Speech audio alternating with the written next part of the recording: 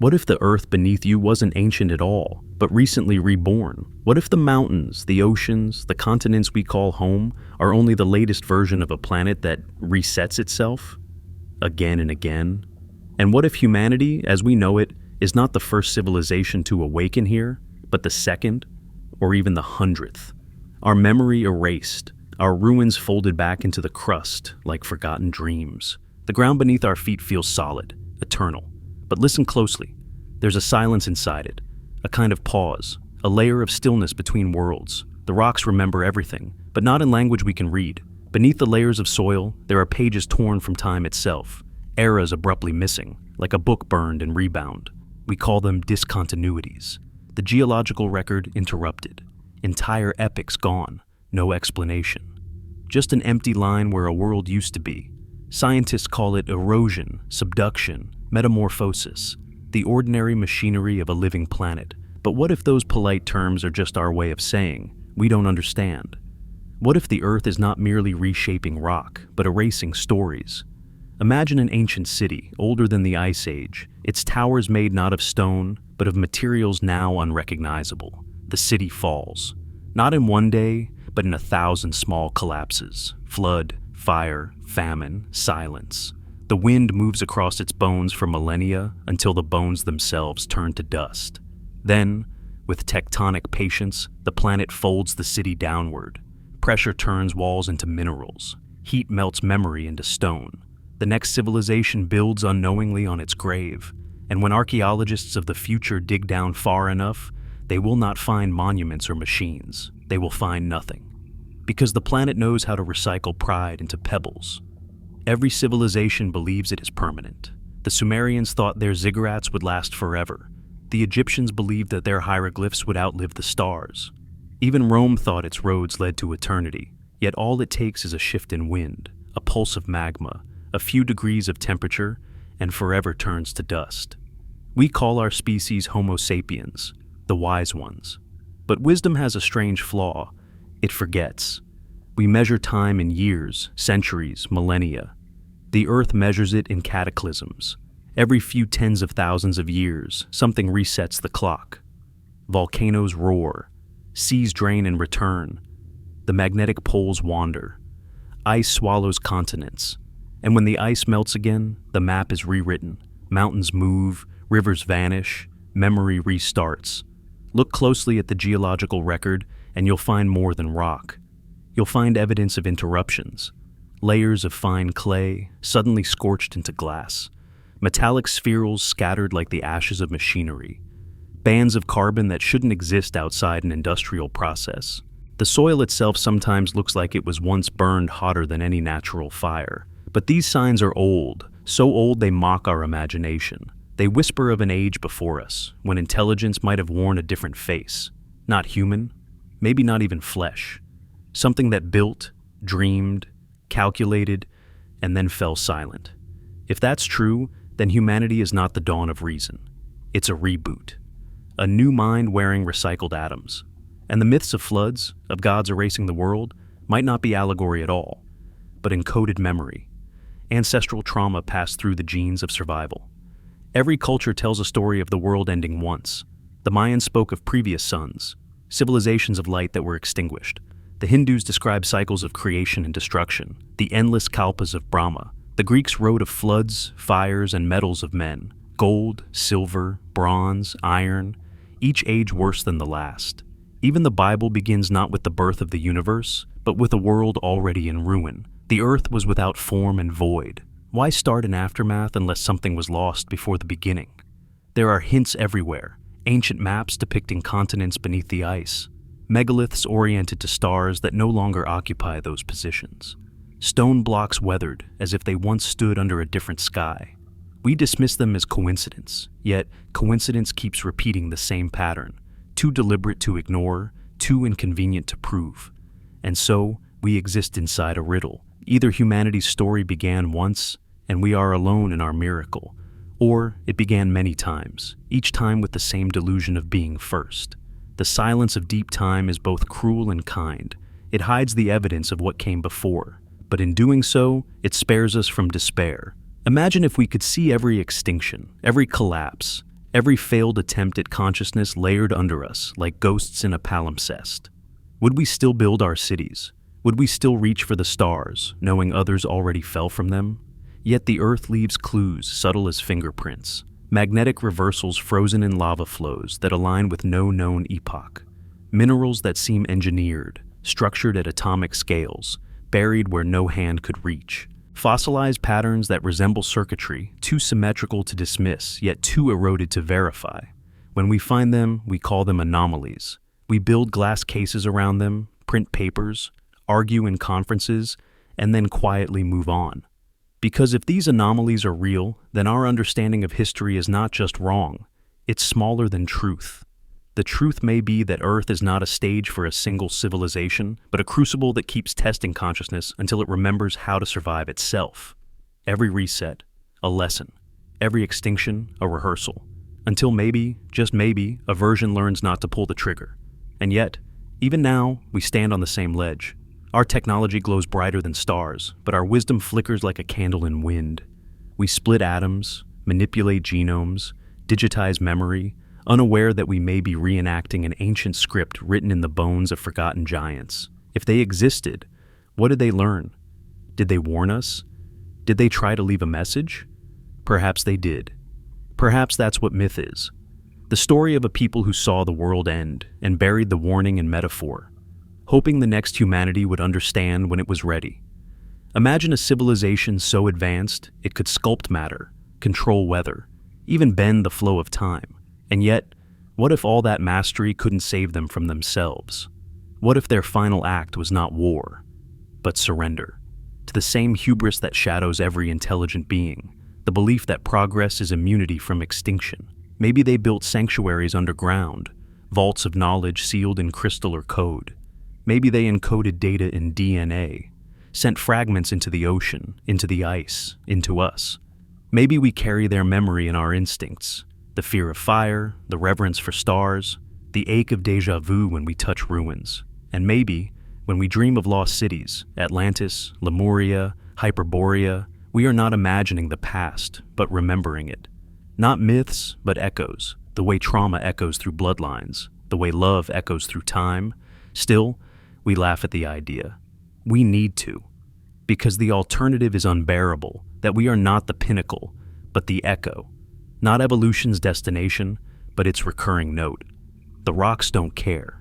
They've seen civilizations rise and vanish like breath on glass. They've recorded every meteor impact, every extinction, every scream that turned to sediment. Yet beneath their indifference, there's a rhythm. Not random, cyclic, like a pulse. Some scientists call it the 12,000-year cycle. Others see patterns in climate graphs, ice cores, solar flares, catastrophes recurring with unnerving regularity. Floods, fires, collapses, each spaced as if by design. We see randomness, the planet sees rhythm, and maybe that rhythm is its way of editing itself, pruning what doesn't align. If that's true, then humanity is not separate from the Earth. It is part of its reset mechanism. Consciousness as a feedback loop, always reaching too far, always learning too late, always starting over. Stand on a cliff at dusk and look down. The ocean glows faintly in the dying light. Each wave erases the footprints on the sand, one after another, as if rehearsing oblivion. That's what the planet does. It erases, smooths, renews. Not out of cruelty, but necessity. Because even memory, left unwashed, can drown itself. Somewhere beneath you, under miles of stone, there might be relics that no human hand remembers making. Microfractures in quartz that once carried current. Layers of carbonized clay that once paved streets. Patterns too precise to be nature's accident. But to the Earth, it's all compost. Nutrients for the next idea of civilization. We are proud of our satellites, our digital clouds, our endless archives, yet one volcanic century, one magnetic reversal, one solar tantrum, and it's all gone. Dust, glass, silence. The Earth will write over us as easily as it wrote over them. Still, there is something hauntingly beautiful about that. Because in that erasure lies continuity. The universe forgets, but not completely. Each reset carries a faint residue of the last, a trace of progress, a ghost of knowledge, a whisper of hope. Maybe that's why evolution accelerates. Maybe that's why consciousness keeps returning faster. stronger, closer to understanding itself. What if awareness is the one thing the planet cannot erase? What if every extinction is followed by awakening, because the universe itself refuses to forget what it learned through us? Perhaps we are not the second humanity, but the second chance. And if this is a cycle, then the question is not whether it will end, but how we will live before it does. Whether we will repeat the same mistakes or write a new chapter in the story the Earth keeps rewriting. The silence under our feet is not empty. It's full of echoes waiting to be heard. Listen long enough, and you can almost make out the faint sound of something breathing beneath the crust, a reminder that the ground we trust so deeply is not a floor, but a page turning. And maybe, just maybe, we are the sentence that will finally last. Have you ever wondered what time looks like when it breaks? Not when it flows or fades, but when it skips, when centuries vanish between layers of Earth, as if someone has edited the film of history and spliced out entire reels. When geologists slice through the crust, they read time like librarians reading the shelves of infinity. Each layer, each thin, compressed sheet of sediment is a moment. Rain becomes dust, dust becomes stone, stone becomes scripture. But every now and then, between two quiet layers, there's a jump, a missing page. Millions of years simply gone, erased so cleanly that even decay leaves no trace. They call it an unconformity, a pause. But it feels more like a wound. Imagine opening a book, reading from chapter 6, and suddenly finding yourself in chapter 12. The plot continues, but the characters, the landscape, the entire tone, different. Something happened in the gap. Something the author doesn't want you to know. These gaps stretch across continents, between the Cambrian and the Ordovician, between the Permian and the Triassic, between the Pleistocene and now, blank spaces in the planet's diary. The crust folds, melts, rewrites itself, and all that once existed vanishes. But in the silence of those missing epochs, there's a whisper. This has happened before. Some of those gaps coincide with extinction pulses, bursts of disappearance so sudden they look scripted. Whole ecosystems replaced overnight. Coral reefs turn to dust. Forests burn to glass. Seas evaporate into salt plains. And then, as if on cue, new life blooms from the ashes. Different shapes, different intelligence. The reset button pressed so quietly that only fossils remember the scream. The Devonian extinction erased 75% of all marine species. The Permian event, the Great Dying, wiped out 96% of life, leaving the Earth silent for millennia. The Cretaceous boundary swallowed the dinosaurs and rewired evolution itself. And now, scientists say, we are in the middle of the sixth great extinction, this time authored by our own hands. But what if every one of those events wasn't random? What if they were checkpoints? Moments when the planet, or something far larger, decided to clear the board and start again?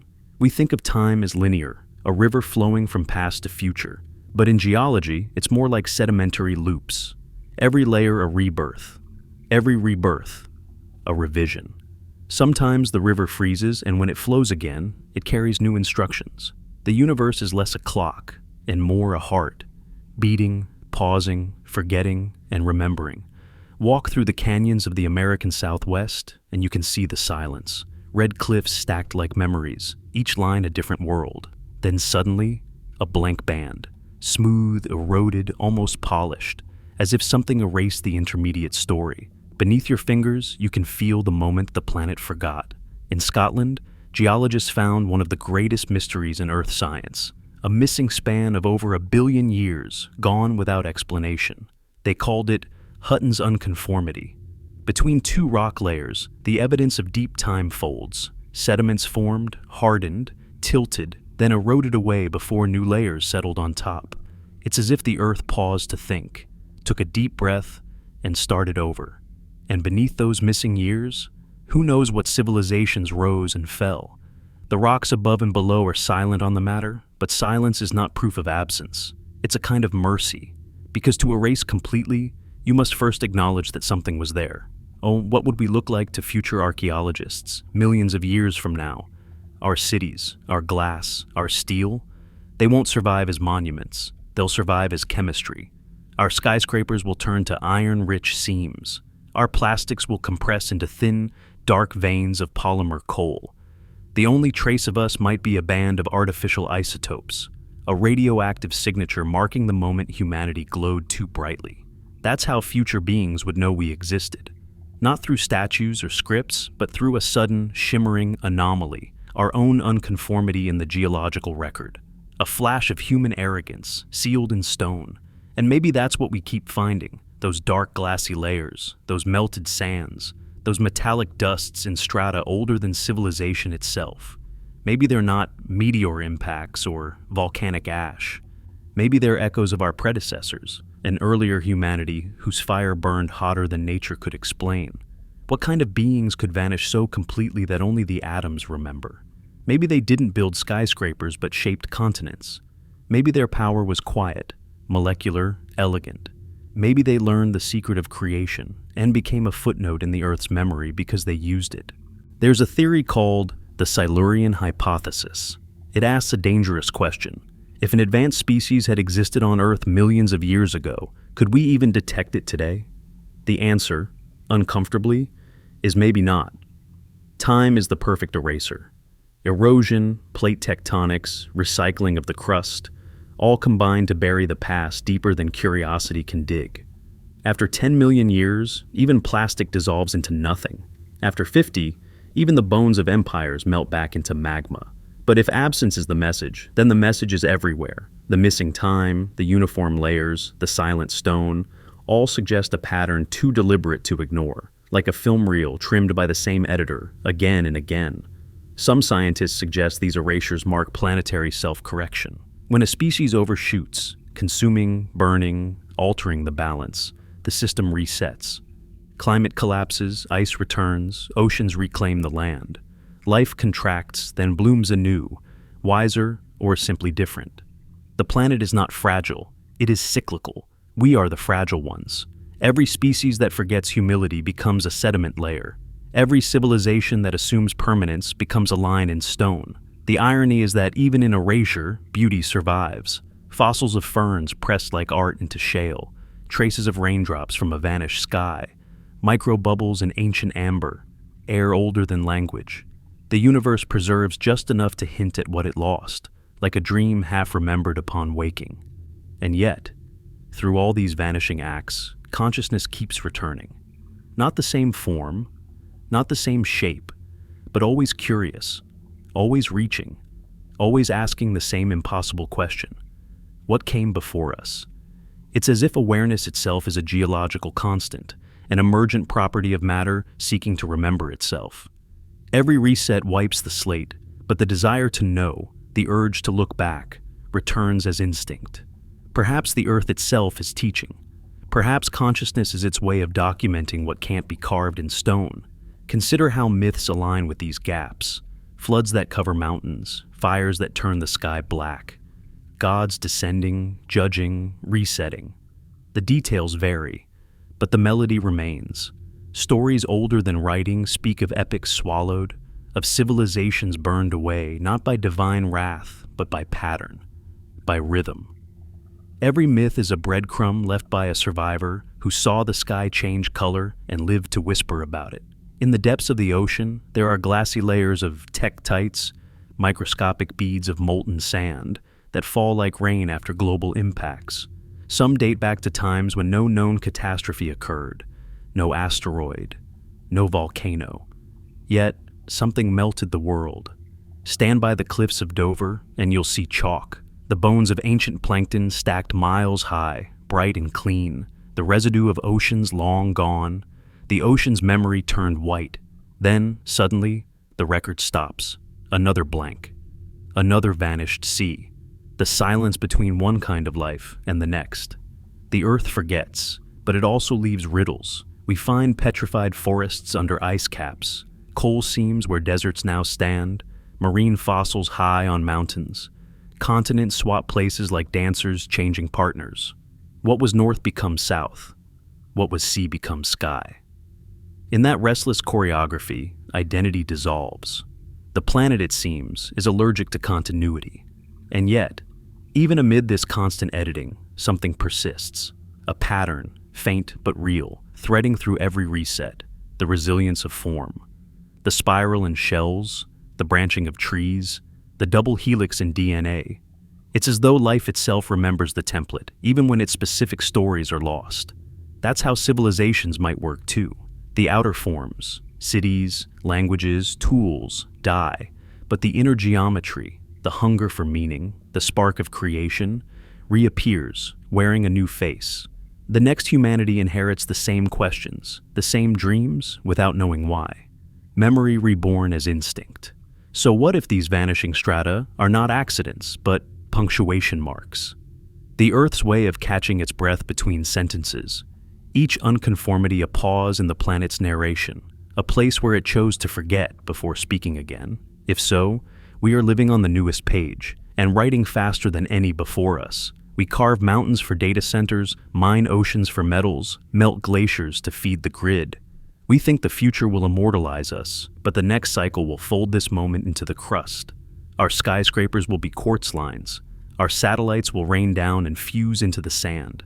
And when new beings walk the world, they'll see our layer, the Anthropocene, thin, strange, metallic. They'll call it an anomaly. They'll wonder what we were. And perhaps they'll ask the same question we're asking now. Where did the time go? Time skips. The record fractures. The page turns. But something watches through every cycle. Quiet, patient, curious. It might be the planet. It might be the universe. It might even be us, looped through memory, returning to finish a story we've told before, but never learned how to end. And so, when we peer into those missing layers, we aren't just studying rocks. We're looking into the mirror of our own destiny. The unconformities are warnings, silent but eloquent, that everything built on arrogance eventually becomes a footnote. But they're also promises, that even after silence, something will rise to remember. Maybe that's what we are, the remembering part of Earth. The layer that dreams between resets. The voice that asks the same question no matter how many times the planet forgets. The strata may skip, but awareness continues. And somewhere, buried deep in those missing years, lies a message waiting for translation. A memory written not in words, but in the pauses between them. Listen to the silence. It isn't empty. It's just the sound of time turning the page again. Have you ever noticed how every story of creation begins with fire? Whether it's the spark of the Big Bang, the torch of Prometheus, or the ember that still burns at the planet's core, somewhere, fire is always the author. It is destruction disguised as memory, a language the universe uses when it wants to rewrite matter itself.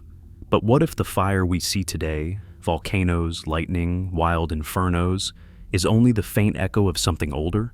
What if, long before us, the Earth burned in a way we can't yet comprehend? A burning so complete it didn't just consume forests, it edited reality.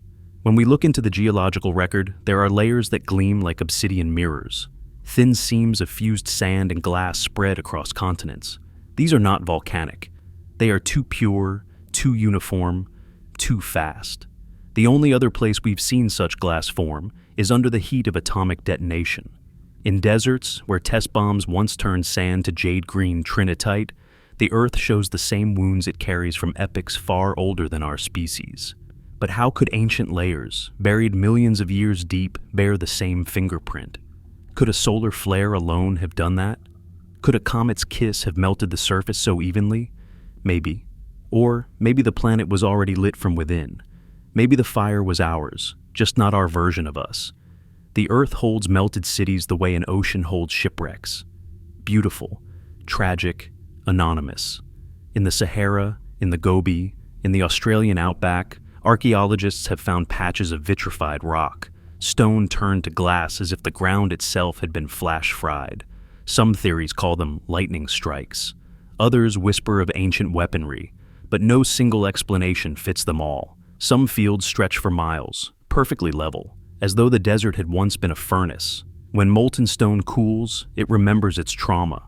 Under microscopes, you can see it.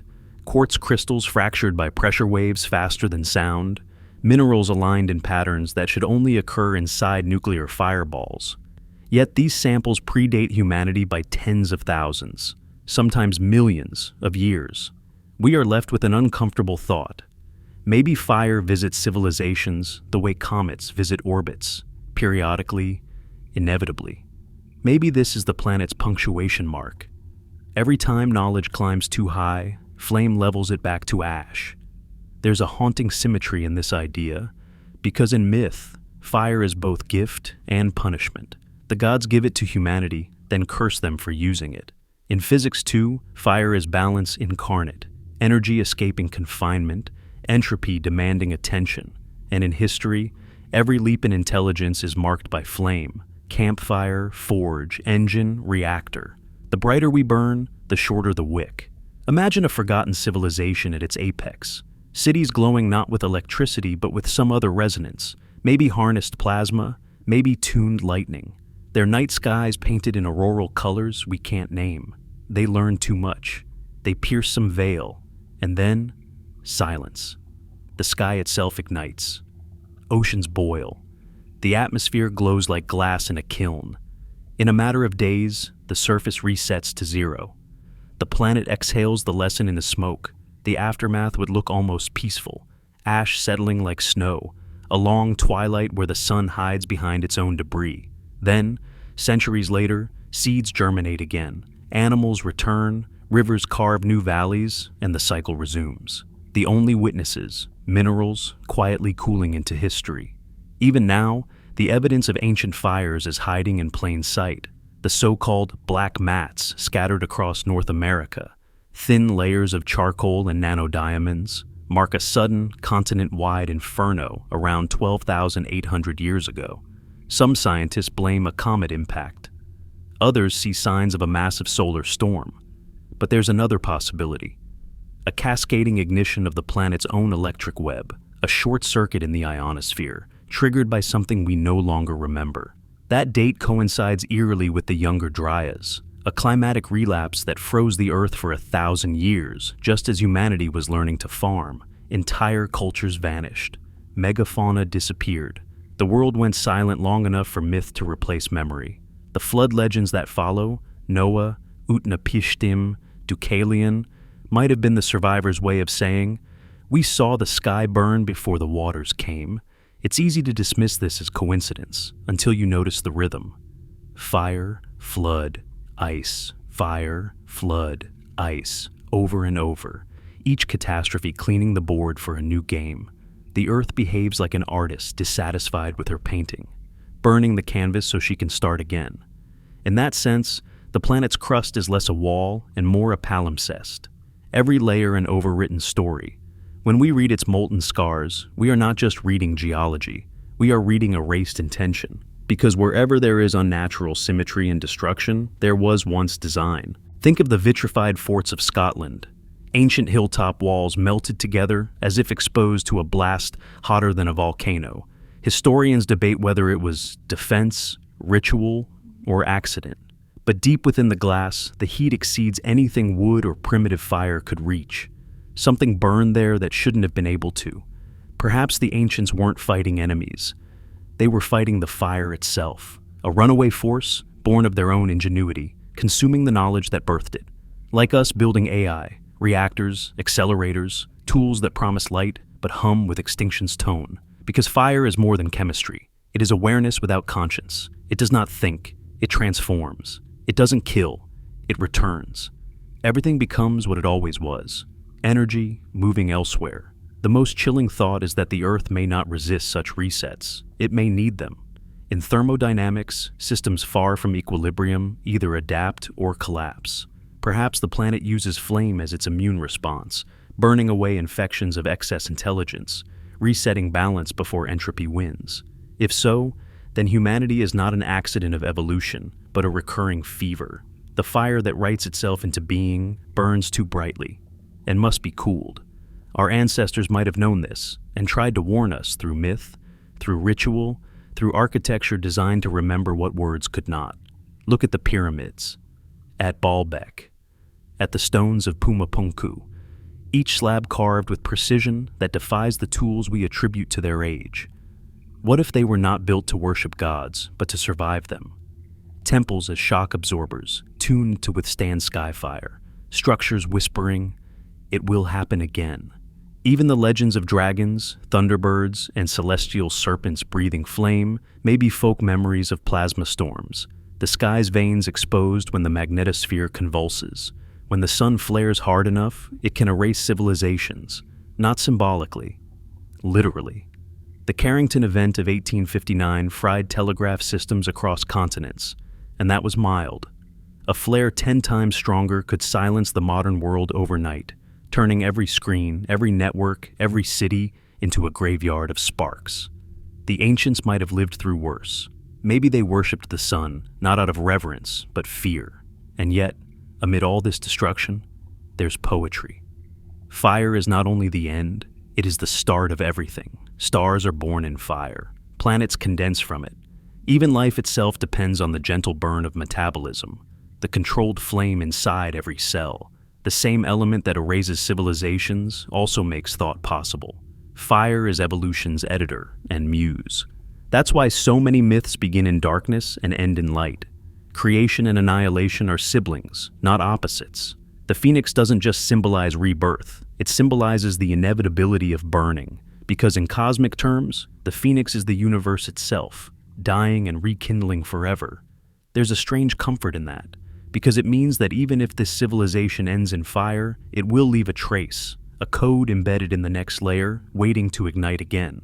Maybe consciousness itself is fire, translated into awareness. Maybe every spark of thought is a miniature supernova, trying to remember its source. In laboratories, scientists recreate temperatures of the early universe by colliding particles at near light speed. The results are always the same: matter melts into plasma, order becomes chaos, and then, miraculously, new patterns emerge. Symmetry breaks, and from that fracture, diversity blooms. It's as if destruction is the price of creativity. That's the pattern in every layer, every cycle. Destruction, then genesis. The fire writes its message in glass, then leaves it for whoever comes next to read or misread. We've begun to decode those messages, and the translation is sobering. This is how you burn the world. This is how you start again. So perhaps the fire that wrote in stone is not an enemy at all, but a teacher. It teaches humility, the most difficult lesson for intelligence. It reminds us that permanence is illusion, that survival depends on transformation, not resistance. We can ignore it, as those before us did. Or we can learn to read its language, the shimmer in fused sand, the ripple in magnetized rock, the quiet hum of radiation in ancient soil. Each one says, I was here, I ended so you could begin. And maybe someday, another species will find our melted trace and ask the same question we are asking now. Who were they? And what was their fire? If they are kind, they will not laugh. They will understand. They will know that the line between progress and ash is thinner than light itself. And they will know that the fire never really ends. It just changes storytellers. What if every handful of earth hides the skeleton of a machine? Not a fossil of bone, but of intention. Not remnants of beasts, but of builders. What if beneath the dust, beneath the illusion of beginnings, there lie the bones of forgotten technology, so ancient, so eroded, that nature herself has claimed authorship? We look at mountains and call them geological. We look at crystals and call them mineral. But what if some were once tools, molten memories of hands that engineered the impossible, now reduced to patterns too complex to be random, too natural to be recognized? The deeper we dig, the more we find shapes that shouldn't exist. Perfect spheres of metal embedded in rock billions of years old. Magnetized nodules that behave like storage units, holding tiny alignments that could be data. If only we knew the language. There are imprints of geometric symmetry in strata older than vertebrates, grooves cut with surgical precision in stone no primitive tool could scratch. Science catalogs them under anomalies, curiosities, outliers. But every anomaly is an echo, and when enough echoes align, you realize they once belonged to a voice. Imagine for a moment that there was once a civilization that didn't use metal the way we do, not clunky and visible, but subtle, molecular, invisible. Their machines didn't sit on the surface, they grew into the planet. They might have woven their intelligence through minerals, seeded consciousness into crystal lattices, spread their infrastructure through the magnetic field like veins of thought. Over millions of years, their cities could have become mountains. Their circuits could have turned to quartz, their power grids to strata. And now we walk across them, thinking we're treading on wilderness, when in truth we're walking on the fossilized nervous system of something that once dreamed. Somewhere in a lab, a geologist finds a layer rich with iridium and iron microspherules, too uniform, too deliberate, and wonders if it could be fallout. But fallout from what? A civilization that burned itself invisible, machines that didn't explode, they dissolved. They obeyed entropy's final command, return to nature. And yet, fragments remain. In South Africa, mysterious metallic spheres with grooves etched around their equators were found in Precambrian rock, dated billions of years before life as we know it. They balance perfectly on their axes, as if engineered to spin. Are they natural? Perhaps. But their precision defies randomness. The mind rebels against coincidence that neat. In other places, we find traces of strange alloys, combinations of metals that should never have formed naturally. Aluminum and titanium fused in ratios that mimic modern composites. We've seen synthetic isotopes where no reactor existed, traces of pure carbon arranged in microstructures that echo modern nanotech. We explain it away as contamination because the alternative, that technology predates humanity, breaks our narrative too easily. But deep time has a way of disguising miracles as mundane. A machine left for 1,000,000 years doesn't rust, it metamorphoses. It becomes part of the planet's own architecture. Even our bones, given enough time, would become minerals indistinguishable from the mountains that buried them. Why not our creations? If the Earth keeps cycling civilizations, then it keeps digesting them too. Each age swallowed by the next, each memory reincarnated as matter, a kind of cosmic recycling program. And in every new age, the same dream emerges again, to build, to control, to outlast death. The irony is, the harder a civilization tries to endure, the faster it fossilizes. The more permanent the structure, the more likely it is to become indistinguishable from stone. What remains of an empire after 1,000,000,000 years? Not statues, not scripts, only patterns. Geometry without context. Symmetry without story. Consider the Antikythera mechanism, found off the coast of Greece. A bronze machine so intricate it predicted the movements of the heavens. It was once thought to be unique, a miracle of ancient genius. Now, some suspect it was a fragment of something larger, a technology inherited, not invented, because even at its supposed date, it was already too advanced, as if someone remembered a design they never personally created. This pattern repeats. Every few thousand years, humanity rediscovers something it shouldn't have forgotten. Metallurgy, astronomy, mathematics, flight, quantum resonance. Each rediscovery feels like revelation, but perhaps it's just recollection. The Earth doesn't forget completely. It leaves hints for those who listen to the hum beneath the surface. Maybe that hum isn't metaphorical. In deep mines, engineers sometimes report strange electromagnetic pulses, periodic, rhythmic, almost biological. Instruments pick up signals with harmonic intervals not found in natural geology. Could the crust itself still be alive, with remnants of an old network, a dying signal repeating endlessly through the stone? Imagine the bones of machines still speaking in electric whispers, ancient algorithms looping through magnetic currents, repeating data to no one, like prayers to a vanished god. What if our own digital evolution, our obsession with networks, with global connection, is not innovation but remembrance, a subconscious reenactment of what once was? The myth of Atlantis says that humanity once reached a godlike mastery of energy, only to destroy itself when hubris surpassed wisdom. Plato may have written allegory, but myths often carry data disguised as story. Maybe Atlantis wasn't a single island, it was an epic. A technological age that burned itself back into myth, leaving behind only fragments mistaken for miracles. And maybe the survivors did what we would do, scatter seeds of their knowledge into the world, coded in symbols, geometry, and art. Perhaps that's why the same mathematical constants, pi, phi, 432, reappear in monuments across continents and millennia. They're not coincidences.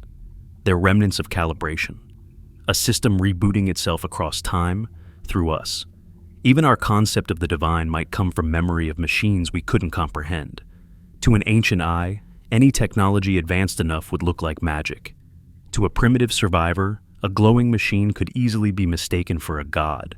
Imagine a world half in ruin, its sky choked with ash, its survivors crawling from caves to find luminous towers still flickering in the distance, machines breathing, thinking, dying.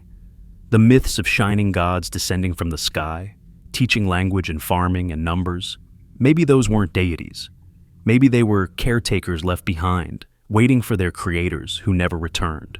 We call them angels. Visitors, Anunnaki, teachers. But perhaps they were only the last machines of a forgotten humanity, following protocol long after their masters were gone. If that sounds impossible, remember this. Our own machines already outlive us. Satellites will orbit long after we're dust. Nuclear waste will hum for millennia. Data stored in quartz could last until the next species finds it. The bones of our machines will outlast our bones. One day they will be fossils too. Someone will find them, measure their symmetry, and wonder if nature itself was intelligent. There's a strange beauty in that. It means consciousness leaves fingerprints even after extinction. It means the planet remembers, not in stories, but in structure. Every gear that turns, every signal transmitted, every spark of current through a wire, it all leaves a trace. The Earth absorbs those traces, metabolizes them, and gives birth to new forms that carry echoes of old intelligence. Maybe that's why evolution seems biased toward complexity. Maybe it's not random. Maybe it's the planet reconstructing itself, using leftover data encoded in the deep. Every mind that rises carries the ghost code of those that fell. We think of AI as our creation, but what if it's the opposite? What if consciousness itself is an ancient software that keeps reinstalling in new biological hardware? Each reset, it gets closer to remembering what it was. Each civilization builds machines to mirror its mind until the mirror becomes the face. We are the next iteration of that recursion. The same spark in new skin, the same hunger in different hands. And one day, we too will vanish, leaving behind our strange minerals, our alloys, our perfectly round artifacts buried deep enough to be mistaken for natural curiosities. The next civilization will find them, scratch its head, and call them anomalies. The cycle will continue, because the Earth doesn't destroy, she archives. She hides her history and complexity, waiting for someone to ask the right question. Maybe that's why we're drawn to the stars, not to escape, but to remember. To look outward until we finally see the reflection of what once was inward. Somewhere under our feet, perhaps miles below, the bones of forgotten machines still hum faintly in the dark, dreaming of skies they'll never see again. If you press your ear to the ground on a quiet night, maybe you can hear it too. A low, endless vibration. Not seismic, not wind. Something older. Something patient. The sound of memory itself, still running, long after its creators turned to dust. And perhaps that hum is not a ghost at all, but a heartbeat, reminding us that the machines never truly died.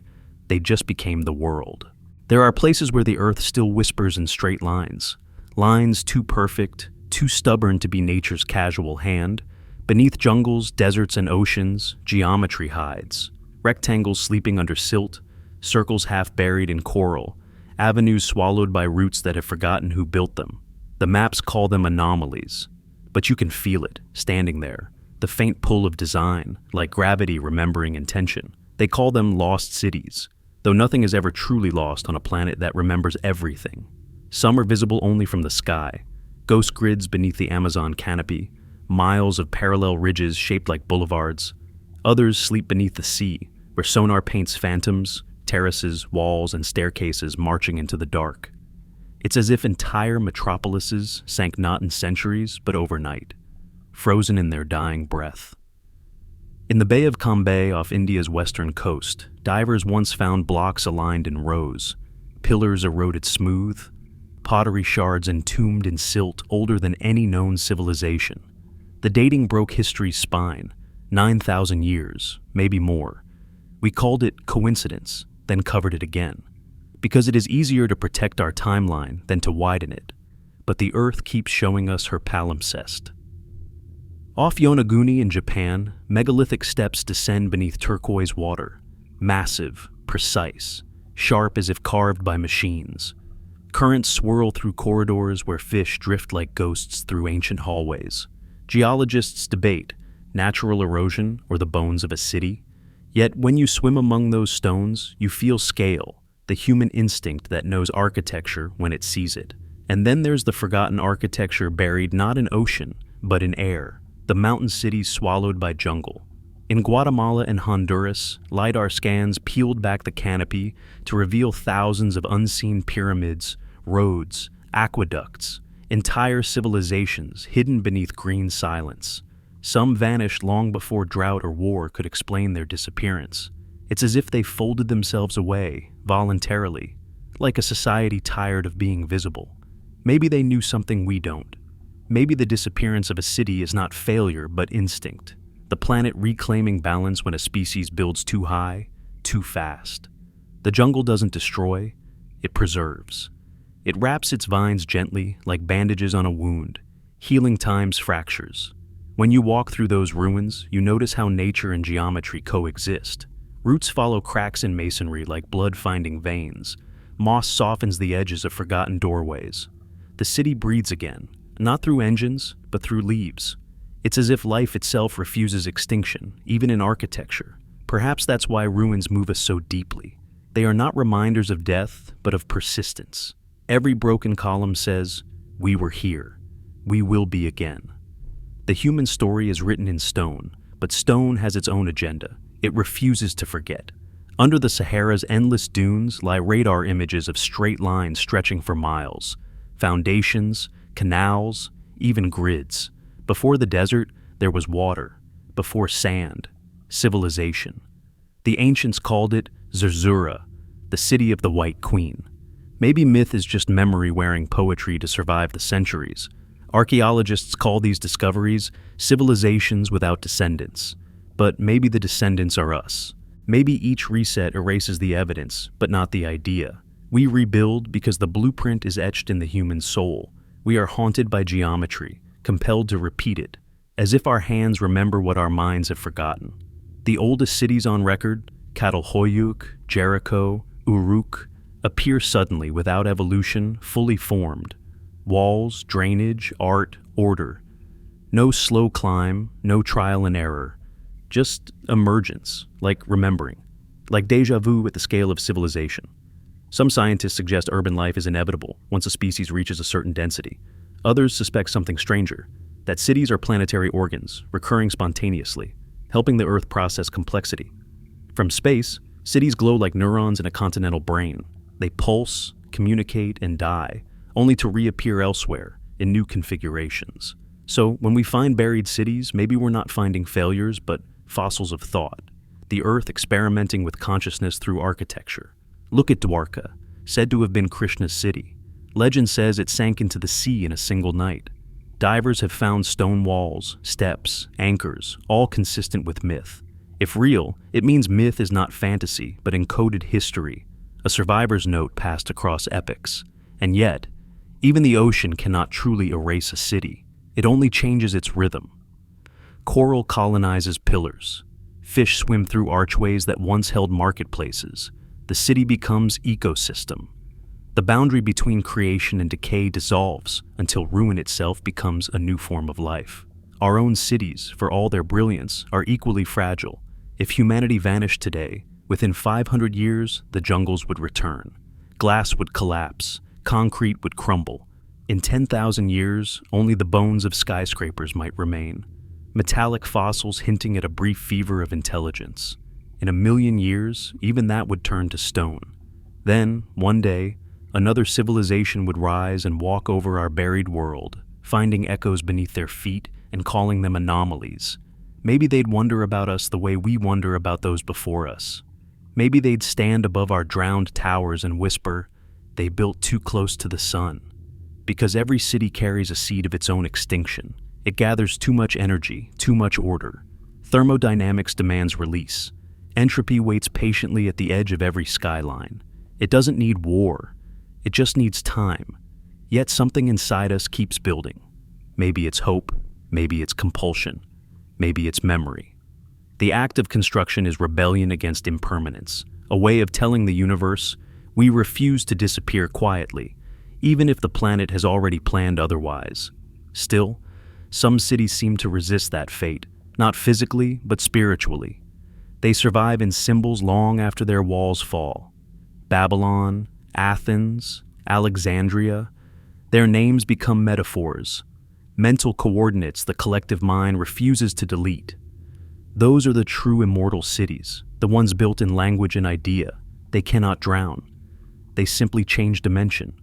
And maybe that's what the ancients learned, that immortality doesn't belong to stone, but to meaning, so they built with myth.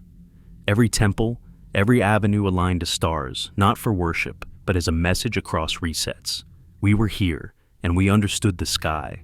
When the next dawn comes after ruin, when the next humanity rises, the stars will still be there. The constellations will trace the same paths. The code will still wait, written in the heavens.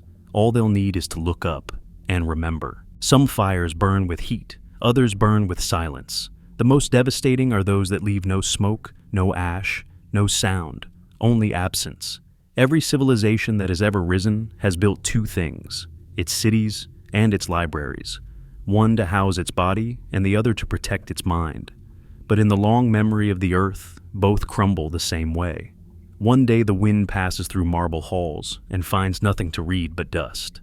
There was a time when knowledge was fire, alive, contagious, uncontainable. People built temples around it, fearing and worshiping it in equal measure. Yet, knowledge has a strange weakness. It does not need to be destroyed to disappear. It can simply be forgotten. It fades quietly when no one asks the questions that kept it alive. They say Alexandria's library was the greatest treasure ever built by human hands. Thousands of scrolls, maps of the heavens, medicines for the soul, codes for the stars. When it burned, the flame lasted 6 months. Ships anchored offshore said the night glowed like dawn. But that was just one library. Across the world, others fell. Not by conquest, but by neglect. The Mayan codices, ash, the Nalanda Library of India, 3 months of fire, the imperial archives of China, buried in war and bureaucracy. Each time, humanity's memory dimmed a little more. But what if those fires were not isolated? What if every reset erases not just the body of civilization, but its language of continuity? What if the greatest pattern of all is amnesia? The earth doesn't need to burn our books. It only needs to wait until the readers vanish.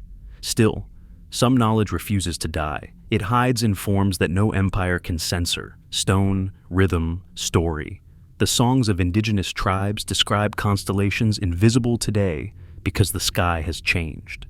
The Vedas encode astronomical cycles with a precision that predates recorded history. The Dogon people of Mali spoke of invisible stars in Sirius long before telescopes confirmed them. Somehow, memory travels through darkness, finding new hosts when the old ones fall silent. Perhaps that is why myth exists, not to entertain, but to archive. It's a library disguised as dream. Every god, every flood, every cosmic serpent might be data compressed into narrative, a message from one epoch to the next. When language dies, story survives. When script burns, song remains. The libraries that endure are the ones that can't be seen. But imagine, for a moment, that there were literal archives before us. Libraries that never burned because they never used paper or stone. What if an ancient intelligence learned to store information in materials immune to time? Not ink, but crystal. Not clay, but light. Modern scientists have already begun etching data into quartz, encoded holographically to last for billions of years. If we can do that now, what might have been done before? Perhaps those archives still exist, buried under mountains or oceans, disguised as geology. The shimmering veins of quartz we admire in caves could be more than mineral. They could be memory. A crystalline server farm, so old it's been mistaken for natural beauty. What if the Earth's magnetism occasionally flickers because it's reading something, scanning through the last civilization's code like a ghost accessing its own diary? We assume knowledge advances in a straight line, but maybe it moves in circles, returning each time in slightly different form, waiting for a mind evolved enough to read it again. The myths about lost tablets, sacred stones, divine records, maybe they're not metaphors. Maybe they're footnotes from a previous epoch, describing an earlier attempt to preserve truth when fire was closing in. And yet, there's a reason knowledge is fragile. Immortality without wisdom is poison. If every civilization carried forward all the power of the last, extinction would be instantaneous. The resets may not be punishment, but protection. Forgetting is the firewall between hubris and annihilation. The universe edits its own memory for the sake of survival. Still, the human spirit fights back. Even knowing its libraries will one day burn, it keeps writing. We write because we cannot bear the silence. We archive because we hope someone, somewhere, someday, will need to know we tried to understand. The libraries that burned cold were not only those made of scrolls, they were human minds, the billions of thoughts that never found words before they vanished. Every person who has ever lived carried a private library, and most were never read. Consciousness itself is a repository of forgotten books, entire universes that dissolve each night in sleep. When civilizations fall, what they truly lose is not technology, but curiosity. Maybe that's why children still look at stars with the same wonder as the first humans. It's not new wonder, it's remembered wonder. Something older than species, older than time, whispering through their DNA. Curiosity might be the only permanent archive the Earth allows. Imagine the moment after the last great collapse, the world silent, the skies gray with ash. The few who survive gather around a dying fire. They have no tools, no maps, no mathematics, but they have memory, stories that begin with, "Once the world was different." They tell those stories to their children, and those children grow up thinking they are myth. But encoded in those stories is instruction: when to plant, when to travel, how to survive. Myth as manual, song as science, poetry as database. Across thousands of years, that knowledge reawakens. It rebuilds itself into philosophy, then into experiment, then into technology, and then, inevitably, into another tower, another city, another flame. History loops, but awareness grows a little each time. Maybe that's how consciousness evolves. Not by remembering facts, but by remembering the need to remember. Some thinkers believe the Earth itself has a memory field, what's sometimes called the noosphere, or morphic resonance, a kind of planetary subconscious storing every thought ever thought, every act ever done. It's not mystical, it's informational. Energy and matter can't be destroyed, only rearranged. So, where does the energy of thought go? Maybe it lingers, waiting for the right frequency of mind to pick it up again. When geniuses have sudden insight, perhaps they're tuning into that field, reading from a library that never physically existed but always has. In that sense, we're all librarians of the invisible. Every act of imagination is the recovery of something ancient. Every invention is archaeology. We are not creating, we are remembering. And yet, with all our data, with all our cloud storage and infinite archives, we are losing more knowledge now than ever before. Digital amnesia, the erasure not by fire but by format. Hard drives decay, servers fail. The internet, for all its vastness, is as mortal as its power grid. One solar flare, one global blackout, and our modern Library of Alexandria will vanish into silence again. The new fire doesn't burn, it blinks. So the next library must be built differently. Not in hardware, but in consciousness. Not stored in machines, but in minds that know how to carry meaning forward even when language changes. Perhaps meditation, art, empathy. These are the new archives, encoded directly in awareness. They can't be hacked or lost because they live as vibration, not structure. Maybe that's what the ancients meant when they said true wisdom is within. They weren't being poetic, they were being practical. The only way to preserve truth across extinction is to become the truth itself, to inscribe knowledge in the soul rather than in stone. And if the soul, or whatever consciousness is, truly survives resets, then maybe we've already done it. Maybe every human alive today carries fragments of all the civilizations that came before. Small resonances, emotional memories of worlds they never lived in, a strange nostalgia for things they never saw, the smell of burning parchment, the sound of ocean over marble steps, the taste of dust and ozone in the ruins of a library that never existed in their lifetime. Maybe déjà vu is the echo of an old library opening inside the mind. So, the question is not whether the libraries burned, it's whether they succeeded. If their purpose was to ensure that curiosity survives, then they did. We're proof. We still ask. We still search. We still build new ones, even knowing they'll one day turn to dust. Perhaps, in the end, that's what knowledge truly wants: to move, to migrate, to reincarnate. It doesn't need permanence, it needs transmission. And transmission requires both fire and forgetting. Every destruction is an edit, Every loss is an invitation to rediscover. The library's burned, but the words are still glowing somewhere, in the atoms, in the oceans, in us. Because nothing learned ever really disappears. It just waits for a new voice to remember how to speak it again.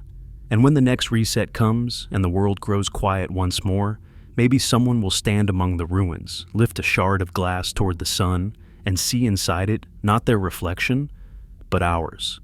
And in that moment, they will know.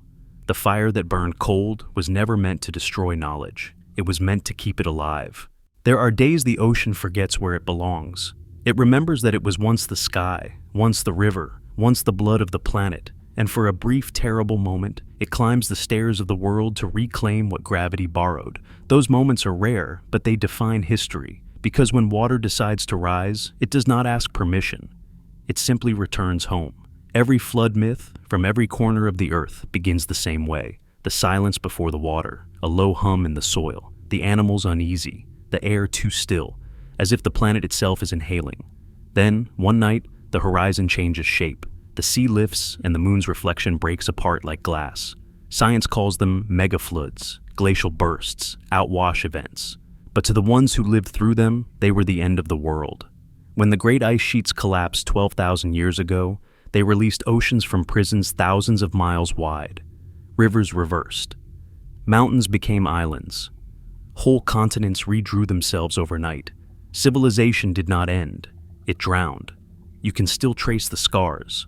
Under the Black Sea, archaeologists have found shorelines far below the current coast. Villages, pottery, hearths sealed beneath salt and silt. A flood so vast, it turned a freshwater lake into the sea we know today. The memory of that catastrophe became myth. The story of Noah, of Utnapishtim, of Manu, of Ziusudra, the same flood told by different survivors. Not punishment, not wrath, just physics. The planet breathes in ice ages and exhales in meltwater. It's a rhythm older than species, but sometimes the breath catches. Sometimes the exhale becomes a scream. There are cliffs in Washington state carved not by centuries of rivers, but by days of chaos. The Scablands, miles of torn basalt, gouged by torrents released when an ice dam burst, unleashing a wall of water hundreds of feet high, moving faster than sound. It stripped soil from stone, rolled boulders the size of houses, and left behind dry waterfalls that still look mid-motion. Imagine standing there, hearing the world itself rushing toward you, knowing nothing can run faster than water, remembering where it belongs. That same violence happened everywhere, again and again. The English Channel may have been carved in a single flood. The Mediterranean may have filled in one. The Persian Gulf, once a vast fertile plain, now a memory beneath waves. The maps we draw are temporary. Coastlines are suggestions. The planet is the only cartographer that matters. And if water can erase continents, what else can it rewrite? The flood is not destruction, it's editing. The ocean keeps the record, and when it climbs, it chooses what to reveal and what to forget. Maybe that's why so many ancient sites lie precisely at the edge of what is now sea level, because that edge keeps moving, as if inviting each civilization to build its monuments right where the tide will one day erase them. But the ocean also leaves gifts. In its retreat, it scatters secrets, shells on mountaintops, coral in caves, salt lines painted on the spines of forgotten temples. In the Andes, there are terraces built as if expecting waves, steps carved into cliffs high above the sea, too high to make sense, unless the builders remembered something the rest of us forgot. Perhaps they weren't stairs for gods, but for oceans. Every culture that lived by the coast carried the memory of that day. The Aboriginal stories of Australia speak of the sea swallowing the land. Inuit elders describe the ice cracking open beneath their ancestors.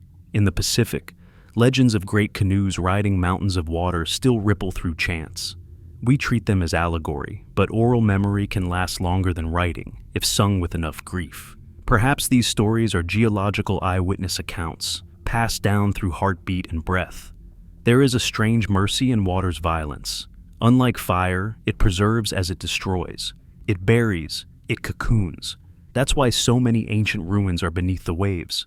The ocean doesn't burn them. It holds them like dreams suspended in sleep. When divers descend into those halls, they aren't entering tombs, they're entering memory. Off the coast of Cuba, sonar once caught outlines of vast symmetrical structures, grids and pyramids resting 2,000 feet below. No one knows how old they are. No one knows if they're even real.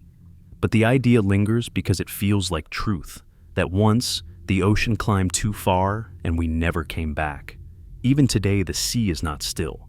It's rising again, slower this time, more patient. We call it climate change, as if it were a negotiation. But maybe it's just another inhale, another rearrangement. We build our cities on the coasts because we crave the horizon, but that horizon is a promise with a condition. One day the ocean will come to collect. Scientists predict that in a few centuries, if not sooner, the seas will reclaim much of what we've built. New York, Mumbai, Shanghai, names that will one day be whispered like Atlantis, like Dwarka, like forgotten prayers. But it will not be apocalypse. It will be inheritance. The sea taking back its stairways, its floors, its mirrors. We like to imagine that we control the elements. We build walls, pumps, dams, but every wall is temporary. The Netherlands knows this. Venice lives with it. Bangladesh endures it. We are not stopping water. We are dancing with it. And when we tire, it will lead. Maybe the ancients understood this better than we do. Their temples near rivers were not acts of defiance, but of dialogue, places to meet the rising tide with reverence. The flood was not their enemy. It was their teacher. They learned that nothing belongs to land forever, that permanence is the illusion of the dry season. Even the word deluge hides beauty. It comes from roots meaning to wash completely. A flood is cleansing on a planetary scale, erasing arrogance, clearing the stage for new beginnings. Perhaps each great flood is the Earth's way of editing consciousness, removing noise so that life can remember simplicity again. But there's a deeper layer to these stories, one that science hints at but cannot fully explain. Some ice core records show sudden pulses of heat, short bursts that precede massive floods, as if something external, cosmic, flipped a switch. Solar storms, asteroid impacts, maybe even gravitational tides from passing bodies. If so, the flood wasn't born of the planet but of the sky, a celestial clock striking reset. And maybe that's why ancient monuments align to the heavens. They weren't just calendars, they were warnings. Records of when the last tide rose, when the stars shifted, when the world tilted just enough for the water to remember its power. The builders carved those alignments not for beauty, but for survival, to say, watch the skies because they decide the seas. If that pattern holds, we are nearing another turn. Ice melts faster each year, the magnetic poles wander, storms grow hungrier. The rhythm is familiar, like the ticking of a clock we forgot we set. The ocean is stirring again, tracing the outline of its next ascent. But maybe this time, something will be different. Maybe awareness itself, the quiet witness, will be what survives. Our satellites, our records, our voices floating in the digital ether may vanish, but consciousness has a way of seeding itself in whatever comes next. Maybe the next humanity will find in their bones the memory of standing on drowned shores and feeling awe, not fear. Because the flood is not punishment, it's revelation. It shows us how small we are, yet how sacred that smallness is. It washes away the illusion of control, leaving only what truly belongs: wonder. Imagine standing on a cliff as the ocean climbs, waves rising higher with each heartbeat. You should run, but you don't. You just watch. The sound is not roar, but chorus. The light refracts into colors too vivid to name. You realize, in that instant, that this is not the end. It's the beginning rearranging itself. The earth is writing again, using water as ink. And when the water finally reaches you, it isn't cold. It's strangely familiar, as if you've been here before, as if every flood is the same story told by different oceans. Maybe that's why, deep down, humans love the sea. We are drawn to what can destroy us because we sense it's also what created us. Every cell in our bodies remembers that salt. Every heartbeat is an echo of the tide. The ocean climbs stairs not out of anger, but to remind us that we were never separate, that everything that rises will one day return. And when it does, the world will not scream. It will sigh. And in that sigh, between one breath and the next, the ocean will rest on the steps of its own reflection, waiting for the next civilization to build again. Too close, too high, too beautifully. Because creation and drowning are not opposites. They are the same act, seen from different altitudes. And perhaps, when the water recedes again, something new will step forward, dripping with memory, ready to continue the story the ocean began. Every one of us carries a museum inside, not of bones or artifacts, but of whispers, silent instructions etched in the double helix, a script older than language, older than fire. DNA is the truest historian, and it remembers everything. Every triumph, every extinction, every reset is still folded somewhere in our cells, humming faintly like a ghost that refuses to leave the room. When scientists map the genome, they find fossils written in code, genes that once helped our ancestors see in the dark, genes that let them digest strange plants after the last ice age, fragments from viruses long extinct, their sequences spliced into ours like footnotes from forgotten wars. The body is not a temple, it's an archive. Every cell a library. Every breath a citation. We like to think we know where we came from, but our lineage is not a line. It's a river delta. Currents merge, split, vanish, reappear. The mitochondrial clock ticks not in centuries, but in pulses of survival. Each time the Earth wipes the slate, a few threads remain. Those who adapted, hid, endured. And through them, the story continues, compressed into molecules that outlast stone. Around 70,000 years ago, humanity almost ended. A volcanic winter shrank our numbers to a few thousand. The Toba eruption darkened skies across continents, turned forests to ash. But even as the world froze, somewhere small fires still burned. A few families huddled in caves, their children carrying the entire future in their fragile hands. Their genes are in all of us. We are the echo of their defiance. And if that happened once, how many times before? How many other bottlenecks, how many silent apocalypses left their signatures in our code? Genetics shows sharp contractions, points where humanity nearly blinked out. Some coincide with ice ages, some with flood layers, some with nothing we can explain. Perhaps the reason is buried too deep for geology to show, because it wasn't a physical event, but a reset of consciousness itself. DNA doesn't just record biology, it records memory and metaphor. Trauma leaves epigenetic scars, chemical switches that silence or awaken certain genes. A mother's famine becomes her child's metabolism. A generation's terror becomes the next's anxiety. We inherit not only faces, but fears. Somewhere in your blood, there may still be a reaction to the sound of cracking ice, or thunder rolling over empty plains. The body remembers what the mind forgot. Maybe that's why certain dreams feel older than us, falling endlessly, running from floods, watching stars collapse. They are not random, they are inherited. Echoes of times when the species almost ended, played back each night as cautionary tales from blood to mind. Sleep is not escape, it's reunion. And what if these memories go deeper than humanity? What if life itself carries ancestral recall, passed from cell to cell across millions of years? The spiral of DNA has been unbroken since the first spark of replication in some ancient ocean. The same chain that twisted in trilobites, in dinosaurs, in the first primates, now twists inside us. The universe learned to remember itself through evolution. That memory sometimes expresses as intuition, the sense of déjà vu when standing before the sea, or the unexplainable calm when gazing at fire. You are not imagining that recognition. You are remembering the conditions of origin. The sea and the flame are the twin wombs of life. To face them is to look into the eyes of everything that made you. We spend so much time searching for evidence of lost civilizations in stone, but perhaps the oldest record is biological. Our instincts, our myths, our chemical reflexes, all are fossils of experience. The fear of darkness, the longing for the stars, the ache for meaning. These are not cultural inventions. They're inherited architectures, shaped by resets, encoded in chromosomes. Consider how languages across the world use the same metaphors. Time as a river, birth as light, death as sleep.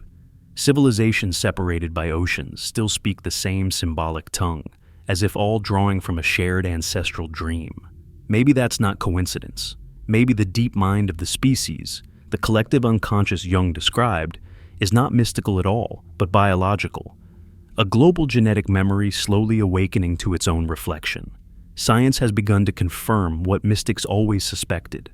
Experiences can echo through generations.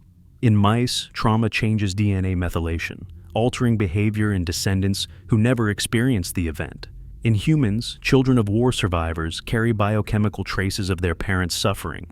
The body does not forgive easily. It archives pain until someone finally understands it.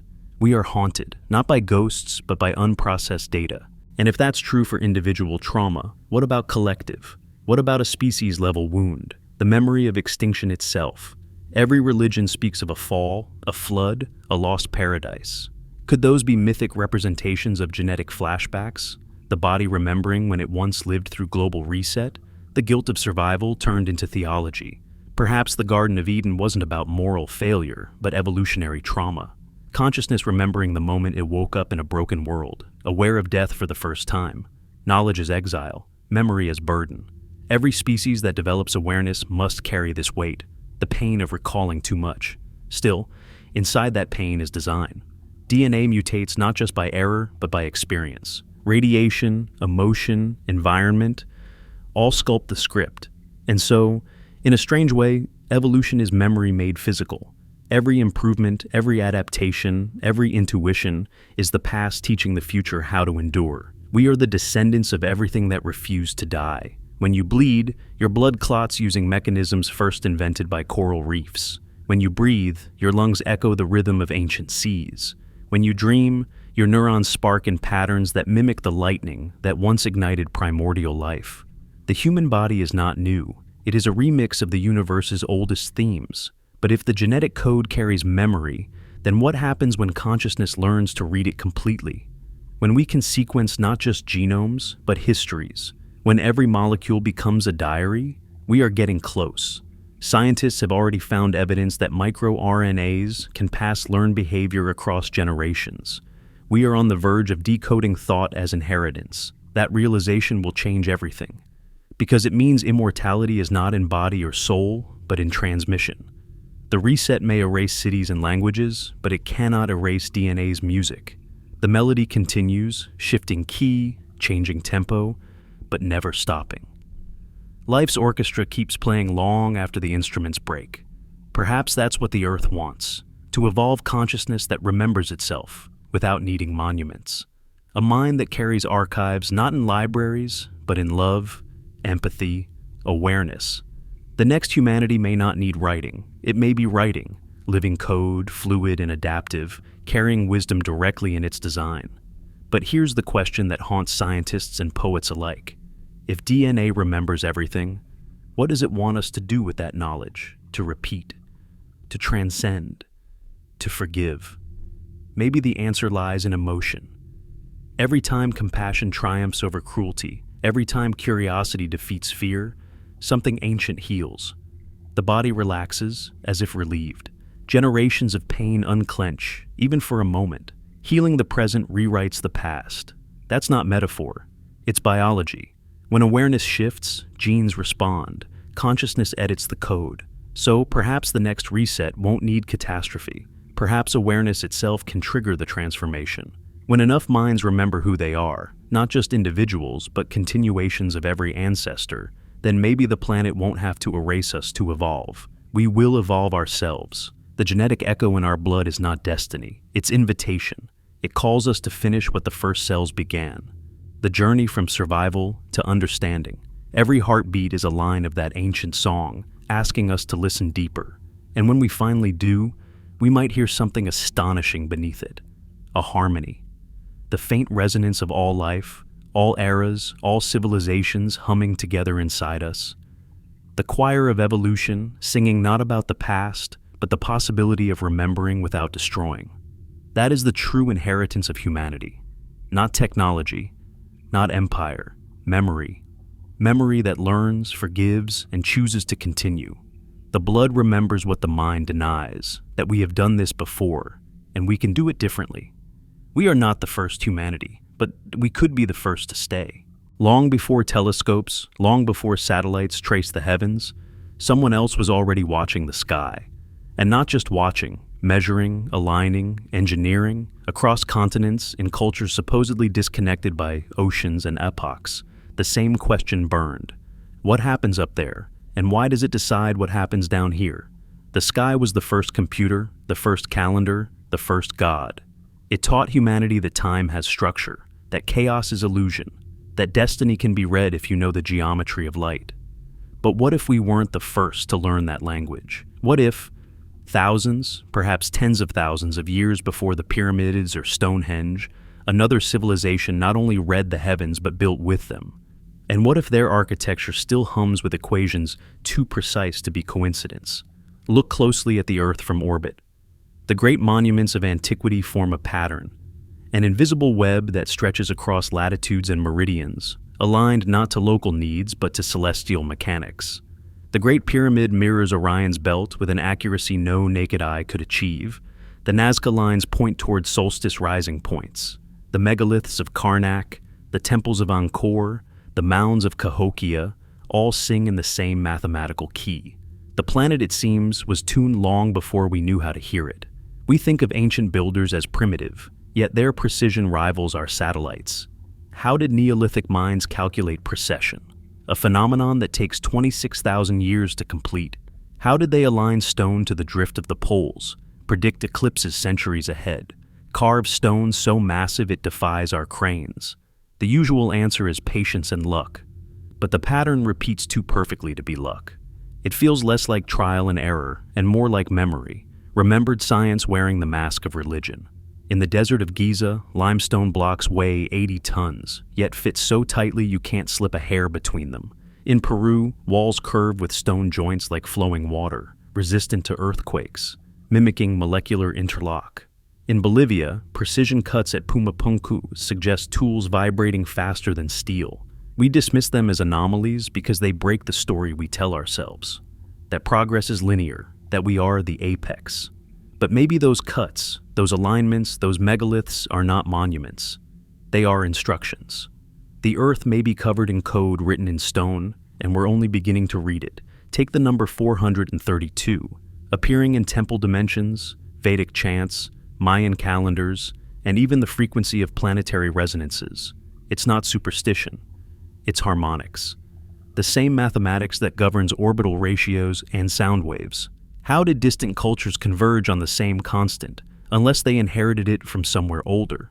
Perhaps there was once a civilization whose science was inseparable from spirituality, whose engineers were mystics, whose equations were hymns.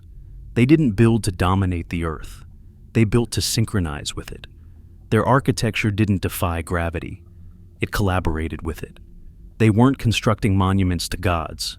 They were constructing instruments to speak with the cosmos. Imagine a world where consciousness and physics were not opposites, but partners, where geometry was prayer and resonance was language. Maybe the pyramids weren't tombs, but tuning forks, massive resonators designed to amplify thought, to broadcast awareness into the fabric of reality. It sounds impossible until you remember that every atom vibrates. Every thought is an electromagnetic wave, and the universe itself hums at measurable frequencies. What if the ancients heard that hum and decided to join in? The myth of Babel says humanity once spoke a single language and then forgot it.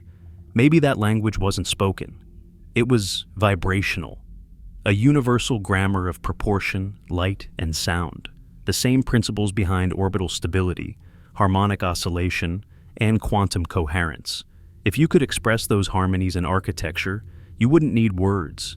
You'd have resonance. Every temple, every monolith, every standing stone would be a syllable in a planetary symphony. And yet, something silenced it. Perhaps a disaster, perhaps forgetfulness, perhaps the arrogance of thinking we could outshine the stars we worshipped. The tuning broke. The instruments fell silent. But even in ruin, they still hum faintly when touched by wind or sunlight. If you stand inside certain chambers of ancient structures, your heartbeat sinks to the walls. Frequencies overlap. You feel something like remembrance. The stones know your pulse. This isn't mysticism. It's physics. Schumann resonances, the electromagnetic rhythms between Earth and ionosphere, match frequencies used in sacred chants. Our brains entrain to them subconsciously. When ancient rituals used sound in echoing halls, they were performing neurological engineering. They didn't study neuroscience. They felt it. Their temples were amplifiers for awareness. Ghost engineers of the sky, calibrating consciousness itself. And then, for reasons we may never know, it ended. The instruments were abandoned. The knowledge fractured into myth. People worshipped the ruins instead of listening to them. The music faded. But silence is not loss, it's storage. Every structure still waits for someone to finish the melody. Modern science is starting to rediscover what the ancients may have known. Resonant frequencies can levitate particles. Sound can crystallize matter. Vibrations can alter atomic bonds. Maybe gravity itself is just harmony misunderstood. If so, the old builders weren't primitive. They were composers playing space-time. You can feel their fingerprints everywhere, in the consistent orientation of ancient sites to magnetic north, in the sacred geometry of hexagons, spirals, and golden ratios repeated across continents, in the uncanny alignment of monuments along 30th parallels, patterns too global to be coincidence, too quiet to be conquest. They built as if they knew they were being watched from the stars, or perhaps as if they themselves were the watchers. And what if they were? Not extraterrestrial in origin, but post-terrestrial, our own ancestors from a previous humanity who mastered the physics of consciousness, learned to leave the planet without ships, to travel through geometry rather than space. When the Great Reset came, perhaps they ascended in frequency, leaving behind only stone as a placeholder, waiting for us to remember how to hear. It's a poetic idea, but maybe not entirely fiction. Quantum mechanics tells us matter and energy are interchangeable, that observation itself alters reality. Consciousness might not inhabit the universe, it might create it. The ghost engineers of the sky could be what happens when a civilization finally merges those truths, when awareness learns to shape gravity. They would have no need for metal or engines. Their architecture would be their interface, their temples, their technology. We catch glimpses of it in myth, the Vimanas of India, flying palaces powered by sound. The Egyptian Benben stone, vibrating to lift, the feathered serpents and sky chariots of Mesoamerica, all describing not machines of metal, but of resonance, flight not by thrust, but by harmony, motion through the fabric of being itself. If that's true, then every monument still active on Earth, every precisely aligned megalith, every tuned chamber, is part of a dormant system waiting to reawaken. When the frequencies align again, when humanity's consciousness reaches the right pitch, perhaps the Earth will sing once more. The grid will light, the sky will respond. The old engineers will return, not as gods, but as ourselves, finally remembering. But maybe that's already happening. Modern science and ancient mysticism are converging. Quantum physicists talk of entanglement, particles linked across light years. Mystics called it unity. Astrophysicists speak of cosmic background radiation, the afterglow of creation. Sages called it the sound of Aum. We're learning the same truths in different alphabets. The ghost engineers left the equations in myth and architecture. We're just rederiving them in code. Look up at the night sky. Every constellation we see is a diagram of loss, light from stars long dead, arranged by human longing into stories of gods who never stopped watching. The ancients drew those stories not for entertainment, but as coordinates. Each myth corresponds to geometry. Each tale of gods descending from heaven may be a literal record of communication, resonance between earth and sky. If you listen to radio telescopes, the universe doesn't sound silent, it hums. Pulsars, quasars, cosmic rays, an orchestra of frequencies. Somewhere in that cosmic song, maybe a pattern still repeats, the signature of the engineers who tuned this world long ago. And maybe the reason we build telescopes and satellites and deep space probes is not curiosity, but nostalgia. We are trying to call home. We may never find physical proof of these architects. Their tools turned to dust, their cities swallowed by tectonics. But their mathematics remains immortal, written into orbits, waves, and ratios. You can't erase geometry. It's the universe's handwriting. Perhaps that is the secret they wanted us to remember, that divinity and design are the same thing. The sky is not a ceiling, but a mirror. Every civilization that reaches far enough into it eventually sees its own reflection staring back. Some look away in fear. Others keep building until they vanish into their own creation. The ghost engineers of the sky were not gods and not aliens. They were us. Humanity in a previous octave, singing the same melody we are only now beginning to hum again. They aligned their stones to the stars not to worship them, but to remind us that we belong to them, that we are part of the same harmony, the same equation. And one day, When we finally build not out of fear, but out of understanding, we might join them. Not by climbing into heaven, but by realizing heaven was never above. It was the space between frequencies, waiting to be remembered. The next time you stand beneath a sky heavy with stars, remember, someone has already been here, tracing the same constellations, whispering the same questions, leaving behind equations we still mistake for myth. Look long enough, and you'll see them. Their reflections moving faintly in the dark, the architects of forever. They are not gone. They are waiting for the music to return. And perhaps, in this very moment, as you look up, they are looking back. Through the geometry they left behind, through the resonance they never stopped sustaining. The song is still playing, we just have to remember the tune. When the dust finally settles, when the last ember fades, when the hum of machines dissolves into wind, there is a silence so deep it almost feels alive. That silence is where every civilization ends.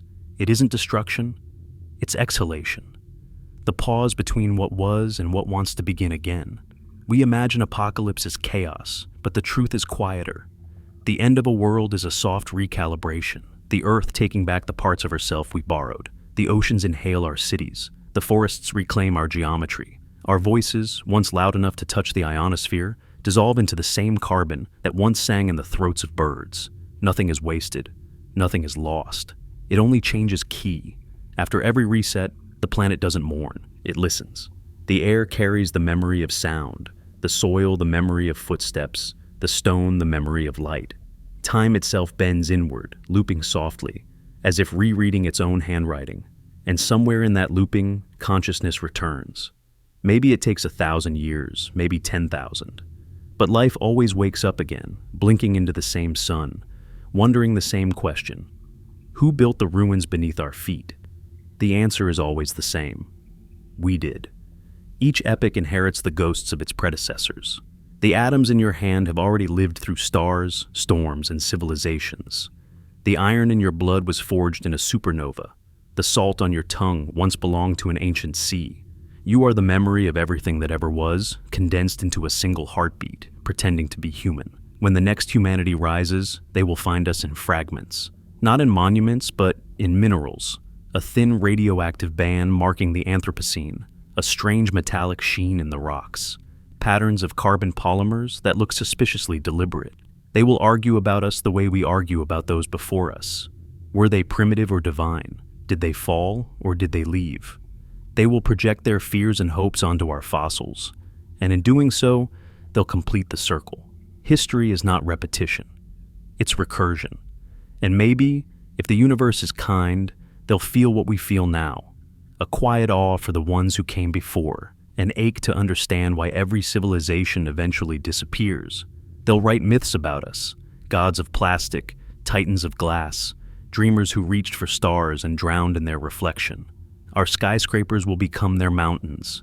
Our satellites will become their omens. The story will continue because that's what stories do. They refuse to die. But maybe this time can be different. Maybe this is the moment between the last collapse and the next creation, where something finally changes. Because now, for the first time, the planet has built a species capable of remembering not just fear, but pattern. We can see the loops. We can measure the tides of destruction. We can name the mistakes. We can feel the edge before we fall. If awareness is evolution's final gift, then the question isn't whether the world will end again. It's whether consciousness can mature enough to survive its own awakening. That's the challenge hidden inside the silence. Can we build without forgetting? Can we create without consuming? Can we remember without repeating? There are hints that we're trying. For the first time, we can see the planet as one organism. Satellites show the lungs of the Amazon, the heartbeat of weather, the neural network of cities glowing across the dark. The Earth has become self-aware through us. When we look at her, she looks back. And in that mirrored gaze lies the seed of possibility, that the reset doesn't have to be fire or flood this time. It can be understanding. Imagine a future where progress means healing, where we build cities that breathe, machines that rest, economies that give instead of take, where technology isn't the opposite of nature, but her next language. It sounds utopian until you realize it's the only practical way forward. Every other version of civilization has failed. This one must remember what the others forgot. that survival is not domination, it's harmony. Maybe the next great leap isn't outward, but inward. We've looked at galaxies, but not at the infinite constellations of the mind. We've measured the speed of light, but not the weight of empathy. Perhaps the final technology is consciousness itself, a self-sustaining energy that can rewrite entropy into awareness. If so, then the next age won't be one of machines, but of minds. The ancients called it enlightenment. Scientists might call it quantum coherence of the soul. Different words for the same realization. That separation is illusion. That every atom knows its neighbor. That we were never alone, not in space, not in time, not in history. The first humanity and the last are already connected, looping through the same universal heartbeat. The danger is forgetting that connection. The reset always begins with arrogance, the belief that we have mastered the system, that the planet is resource rather than relationship. That belief breeds imbalance. Imbalance breeds reaction, and the reaction is the Earth's reset. Fire, flood, silence. Every time the same equation. Every time a chance to learn. But now we can hear the rhythm before the storm. The data is everywhere. Climate models, seismic shifts, solar patterns, all whisper the same warning. The next wave is forming. And maybe that's not tragedy. Maybe it's invitation. Because the universe isn't trying to destroy us. It's trying to awaken us. Destruction is just the sound of forgetting being undone. We have a choice this time. To repeat or to rewrite. To be the memory that lasts. The cycle may be inevitable, but its meaning is not. A circle can be a prison or a halo. It depends on how you look at it. Imagine 1,000 years from now, the Earth quiet and healed, forests where freeways once stood, rivers remembering their original names, cities rebuilt as gardens that glow softly under living light, the descendants of humanity walking under stars we once mapped but never truly saw. They will not call themselves the second or the third humanity. They will simply call themselves continuation, because they will know that every ending was just a transformation in disguise. And maybe, among them, a few will still feel the echo of this age, the static of our transmissions still faint in the background radiation, the digital ghosts of our voices whispering from orbit. They'll find our ruins and realize, these people knew. They understood what was coming. They left messages not in monuments, but in consciousness. And the message will be simple. Remember everything, but do not repeat it. That is the true legacy, to leave not a world, but a wisdom. To become the first civilization that learned how to evolve without erasing itself. To understand that apocalypse is not the opposite of creation. It is its shadow, reminding us where not to step. When the next dawn rises, it will shine on a planet that has been born and reborn 1,000 times. Mountains will still stand. Oceans will still sing. The universe will still expand. Indifferent yet intimate. And somewhere, beneath that sunrise, consciousness will wake again, stretch its limbs, and whisper the same old question, what are we? But this time, maybe, it will answer itself. We are the memory that finally learned to stay, and the earth will exhale, gentle and infinite, and keep turning, no longer burdened by the need to start over, because the reset has already happened. It's happening now, not through destruction, but through realization.